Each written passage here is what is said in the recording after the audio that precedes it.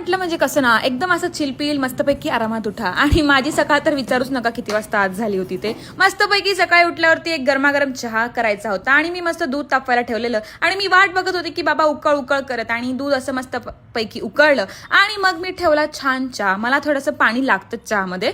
आणि मग काय, चहा ठेवल्यानंतर मला गाणीच सापडत नव्हती. तितक्यात निखिल पण उठला आणि निखिल मला म्हणतो पाणी दे मला आणि मला ऍक्टिंग करून दाखव, जल लीजिए. मी तसं काही केलं तर नाही, पण गाणी मला फायनली सापडली.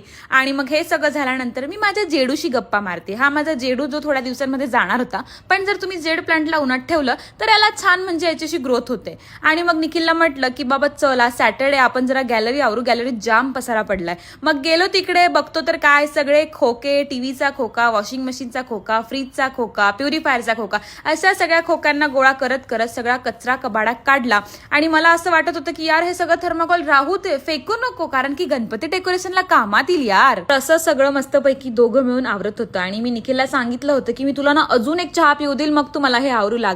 तर मग काय, दोघांनी मिळून कसं बस हे आवरलं. आणि मग हे सगळं करता करता फार असा जाम कंटाळा आलेला होता. आणि मग अशा पद्धतीने माझा सॅटर्डे, बोरिंग सॅटर्डे गेला. भेटूया पुढच्या व्लॉगमध्ये.